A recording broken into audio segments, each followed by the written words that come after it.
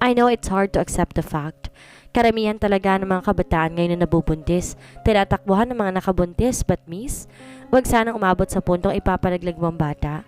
Babies are angels. Silang pag-asa ng mga magulang at silang pahinga ng mga to. Ani ng doktor na mas nakapagpaiyak pa sa akin. Pinunasan ko ang mga luha. May ngiti sa labing tumingin sa kanya. I will never abort this child kagaya ng gusto niya because this child is a part of me so I won't do it. Iingatan ko po siya sa lahat ng parang makakaya ko. Napangiti ang doktor sa narinig bago ko naresetahan ng mga gamot na dapat inumin sa vitamins para sa baby.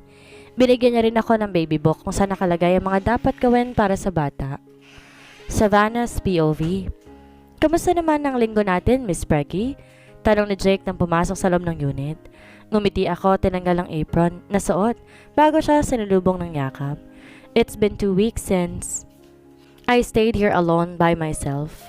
Sabado ngayon kaya pumarito si Jade para bumisita. I'm fine, ikaw? I asked as we were walking down the front door hall while my hands are wrapped around her arms. Mahina siyang tumawa tsaka napailing na lamang. I met someone and I'll tell you about him later. She winked at me that makes me roll my eyes. This girl.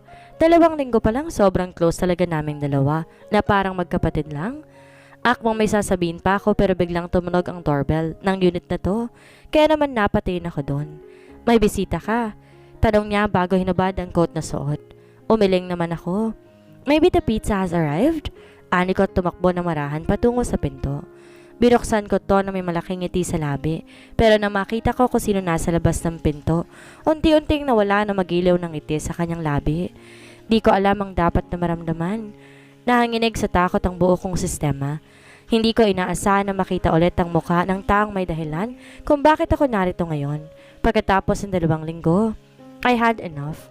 Pero bakit nung makita ko ulit siya biglang naging marupok ang katawan ko? Baby? Umatras ako dahil sa nailabas ng kanyang labi. Di ko rin inaasahan na mawala ng balanse kaya mabilis akong napabagsak sa sahig. Si Lucas! Nasa harapan ko si Lucas? Umikot ang paningin ko sa kanyang kabuuan.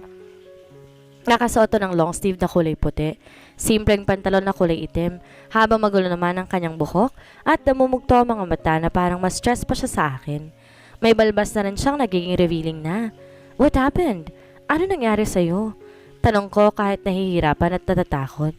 Ngumiti ito ng pilit at ginulo ang buhok niya. You made me like this? He said and made one step. Dahil do'y napasinghap ako. An imaginary flash in my mind. Ang nakakatakot niya mga mata nang sinabi iyon. Papalapag ko ang bata at ginamit niya lang ako. Ano meron, Savannah? Boses ni Jade nang tumungo rito. Humarap ako sa kanya kahit nakaupo ako sa sahig at nakita ko rin kung paano siya nabigla nang masilayan ng lalaking nasa harapan ko. Akmang magsasalita si Lucas pero mabilis sumugod si Jade sa kanya at inila siya palabas bago ko pinatayo. Tinignan niya ang buong katawan ko kung baka meron akong sugat na natamo. Are you okay? Sinaktan ka ba? Nag-aalala niyang tanong. Huminga ako na malalim at umiling bago humarap sa pinto. Malalakas ang katok na ginagawa ni Lucas mula sa labas. He was shouting and we can hear it. Talk to me, please. He shouted and shouted. Akmang tatawag si Jade ng mga guards pero mabilis kong pinigilan ang kamay niya. I think it's time to talk to him, I said. Nagulat si Jade at halatang hindi pabor sa gusto ko pero wala naman siyang nagawa kundi tumanguna lamang. Even though I'm mad but I wanted to hear his point of view. Gusto kong marinig ang sasabihin niya. Lumunok ako ng mariin bago daang-daang binuksan ang pinto. Napansin ko rin si Jade na nakaabang lang, kaya naman gumuhit ang ngiti sa aking labi. Why are you here? I make my voice cold and hard. Pagod akong umangat ng tingin sa kanya. Habol nito ang sariling hininga na nakatingin lamang sa akin. I can see a big guilt inside his eyes but it doesn't feel matter to me. I was looking for you almost a week. Thank God he led me here. Ani at lumapit sa akin. Akmang hahawakan niyang braso ko pero mabilis ko tong inilag. After you want me gone here, are you again? Bakit ka nandito? Hindi ako naiiyak pero naramdaman ko ang panunubig nito at namumula ang mga pisngi dahil sa mariing pagtingin sa kanya. Pumikit to at inilamos ang isang kamay sa mukha niya. Look, please, hear me out. Lahat ng sinabi ko walang totoo, ni isa doon. I did not use you and I wanted to be my life and mostly, I really did love having a baby with you, he said. Malamig ko siyang tiningnan. Inawakan niya ang dalawa kong mga kamay at hinayaan ko lamang siya. I met Alexis 6 years ago but I don't like her. It was an arranged marriage from both of our parents. I don't feel something about her. When her father died and I discovered that she's been having a lover, I quickly filed a divorce but she won't sign it until now. Then I saw you. I was desperate to have you.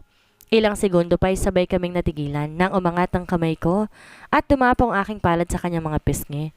I slapped him. That is why you used me and make fun of my weakness. I saw you kissing her. You cannot fool me. Pumunta rin kayo sa motel. How dare you? I shouted. Di siya makasagot at natiling nakatingin sa akin ang kanyang mga mata. I don't like the kiss. I was disgusted with it. Yes, pumunta kami ng motel pero walang nangyari. Pumunta kami doon dalang sabi niya nandun si Conrad at lasing. Kailangan ng tulong ko. I also need to act like I'm happy with her because I know that someone is watching us. He said but I shake my head. Umiwas lang ako ng tingin sa kanya. Baby, please. I only say those words because I don't want to put you in danger. Alexis' brother is now into us. They're keeping an eye on us. Di nila alam ko nung rason ko kung ba't gusto kong makipaghiwalay sa kanya.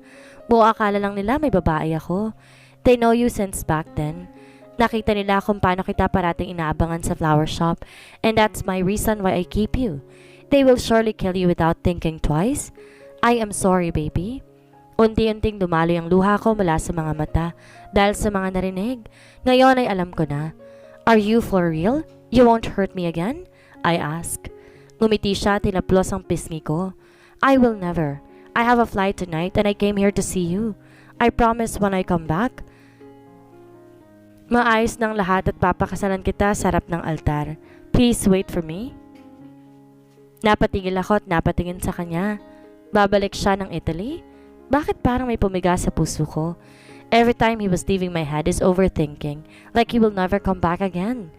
Intayin mo kung iharap ka sa altar na walang nakaharang sa ating daraanan? Ani at binitawan ko ang kanyang kamay at umiwas ng tingin. Lumapit siya sa akin. Dahan-dahang bababa ang palad niya sa aking tiyan. Ang matigas kong puso ay bigla ko naramdamang lumambot na makita siyang pumikit. Parang dinadamang anak namin sa loob. I love you so much, baby, and please, make mommy happy while I'm not near with you. I did not mean to say that I wanted you gone. Hindi ko yun gusto at hindi ko gugustuhin mawala ka. Kausap niya rito. Pagkatapos ng ilang minuto, kagad kong kinuha mula sa aking tiyan ang palad niya. I hate you. Me too. I hate myself a lot, that's why I'm making the things right. Aniya pero umirap lamang ako. Don't say it, and do it. Naglakad ako patungo sa pinto. Ayoko nang patagalin pa to. I love you, Savannah. Parang may bumagsak na malamig na tubig sa akin na dahilan upang di ako makagalaw. I have been waiting for that word. Pero mariin kong pinikit ang mga mata. Kiniyom ang aking kamao bago tuloy-tuloy na naglakad. Pabalik sa loob ng unit. Ipinatigas ko ang puso kong kanina pang humihiyaw sa sobrang sakit. Napatingin na lang ako kay Lucas nang isasara ko na ang pinto. I saw there tears in his eyes while looking over me. Savannah? Lucas? Napahinga ako ng malalim nang maisara ang pinto at makitang wala na siya sa aking paningin.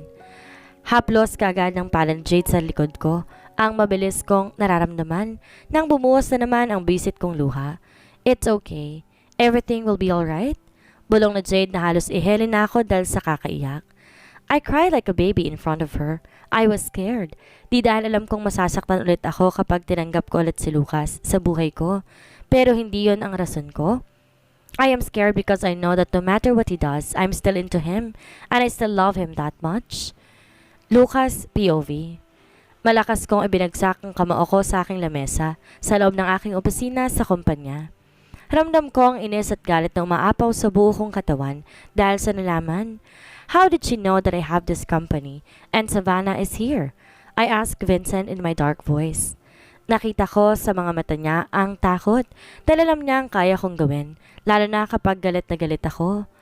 Her brothers have been keeping an eye to you since last week and they believe that you're the problem. They believe that the reason why you want a divorce is because you have a mistress and that is, don't ever say a word. Tinikom niya ang bunganga. Di na nagsalita pa ng pagkatapos kong putulin ang kanyang dapat na sasabihin. Savannah's never been my mistress. She is my wife. I wanted to protect her from Alexis because I know even though I'm the most powerful man in Italy, my family is wise, I said. Gusto kong makita ni Savannah ngayon, pero alam ko, nasa trabaho pa siya pero visit. Narito na ngayon sa Pinas si Alexis at papunta na siya ngayon sa kumpanya. My lord, I think that this is the right time to tell the truth. Tell her why you helped her 5 years ago. It's time, he said. Senyas na lumabas ng sinagot ko sa kanya, na dali-dali naman niyang sinunod. We are walking down the aisle through the second floor, but I stopped, so as him, when he noticed the crowded people down the entrance. I bet she's here. Go and check for Savannah and bring her home? Tango ang kanyang sinagot bago lumisan. Wala ako sa magandang kalagayan ng lumapit doon nang bumaba habang nakakayumang kamao. This bitch is always getting into my nerves. Oh, my husband, I'm glad to see you again. Te amo? Halos pumasweet sa ligay si Alexis na makita kong lumapit kung saan siya. Halatang umaarte lang to para sa akin pero alam ko, walang ideya mga tao tungkol dyan. Hinawakan niya ang dalawang kamay ko at mabilis akong niyakap na mahigpit na parang totoong miss na niya ako. Putang ina, kailan ba titigil sa kaibangan ng babaeng to? I mean, the reason why we broke up is that because she cheated and she's having a lover, so why she still won't sign the contract? Mga alis ako, tihilain siya para makapag-usap kami sa pribadong lugar. Ngunit di agad ako nagkamalay sa mabilis niyang galaw. She held the both side of my jaw and suddenly claimed my lips without a second thought. Shit! Did she came here to make this scene? Kahit nabigla ay napansin ko pa rin sa gilid ng aking mga mata si Savannah na nakatingin lang sa amin. Shit! I was about to push Alexis but then I saw a man wearing an all-black outfit and I can see a gun. Nakita ko hindi to pansin ni Vincent, ang lalaking nasa gilid nila. Nakatingin to sa akin. I want to be her safe, so I did something I don't want to do all my life. Pero wala akong choice dahil sigurado ko, gagong utusang yon sa mga kapatid ni Alexis. I closed my eyes and kissed her back. Madali lamang sa akin. Dati ang manghalik ng mga babae, pero simula na makilala ko sa Savannah, nagbago na ang lahat. Nagbago na umabot sa punto na puro na lang matatalim din na tumingin sa akin. What? Hindi ba pwede na ipakilala ko sa buong mundo ang babae mo? Pagtataray niya na makaalis sa akin. Kiniyom ko ang kamuo bago sinuntok ng malakas ang pader at tinampot ang florera na nakita sa lamesa bago to binasag sa sahig. Ilang ulit ko bang uulitin sa'yo na hindi kita mahal at di kita minahal? Shit! You don't have the right to embarrass her? Halos nag-echo ang boses ko sa buong sulok ng unit niya. Tumungo kagad ako rito pagkatapos nakita ang live interview niya at kung paano niya ipinahiya sa Savannah. So what? Totoo naman talagang ginamit mo lang, diba? Kasi first of all, you don't love her and you're using her because you're mad at me. Gusto mo lang na magiganti sa akin. Pinlalaki niya ng mga mata sa akin. Mahina ako napatawa dahil sa narinig. She is really crazy. Can you hear yourself? First of all, I don't like you in the first day and you're the first one who says that I'm boring and you can't relate to me. That's why you cheated after 1 year. Lumapit ako sa kanya na nanlilisik ang mga mata, kaya mabilis siyang napaatras. At dahil sa taranta, bigla itong bumagsak sa sahig kahit di ko naman to ay tinulak. Umangat ang sulok ng aking labi na makitang takot na emosyon sa kanyang mga mata. Yes, you're right, she shouted and get up. Bumuhos sa mga luha sa kanyang mga mata na akala niya madadala niya ako sa paraang yan. Kiniyom ko ang kamao at madilim siyang tiningnan. First of all, I don't like you. I'm just an adopted child of my dad. I need to marry you so daddy can have a connection to your name. He is just using you. Mas madami nag-invest sa kanya dahil asawa kita. I cannot just sign the contract because I know that my dad will kill me. Sabi niya at umiwas ang tingin. So tama nga ang report sa akin ni Vincent. Yan din ang lumalabas sa pagsiyasat ng mga tao ko sa loob ng 5 taon. But I came here to have a plan. I did that to your wife kasi kailangan niyang umalis ng maaga. My brother is planning something big, she said as she wiped her tears. Lumapit ako sa kanya. Mabilis kong hinilang braso niya. What the are they planning to? I asked her. Di siya makatingin sa akin pero ramdam ko ang panginig niya. Hindi ko alam ang buong plano nila, but I heard them na hindi nasisikatan ng araw ang asawa mo. Oh gosh, you need to see your wife right now? Natataranta niya akong tilulak palabas ng kanyang unit. Mura lang ako ng mura habang tumatakbo patungo sa parking lot ng hotel. Shit! Tinatawagan ko si Vincent pero hindi ito sumasagot. I bet he left his phone in his room again. Mabilis ang hakbang ko na makapasok sa loob ng bahay.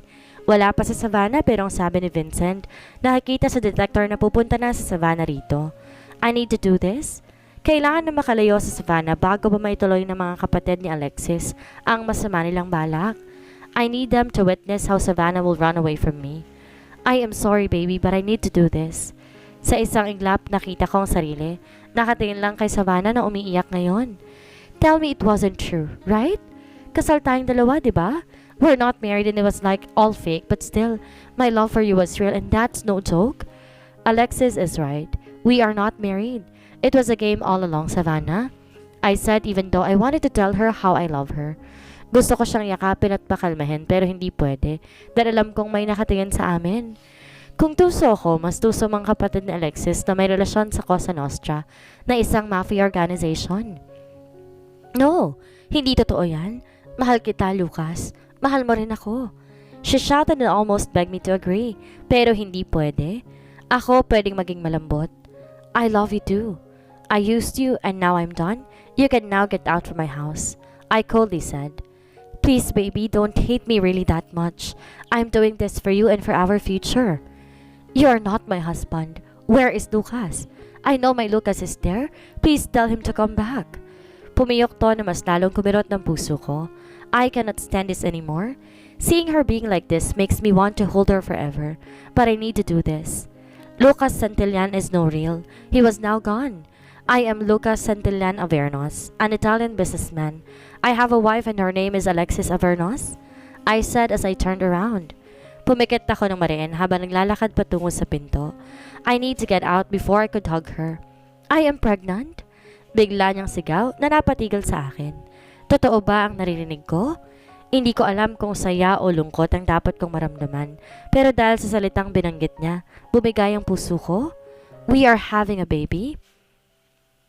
Shit it, but focus, Lucas.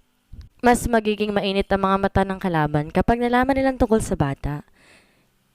Even if I wanted to keep her but I can't, hindi ko kayang malagay sa panganib ang buhay ng dalawang importanteng tao sa buhay ko. Siya at na magiging anak namin. Humarap ako sa kanya. Aborted. I don't want a child from you. I don't have any child from you. Abort it. Abort the demon and leave my house now. Please don't surrender. I want that child.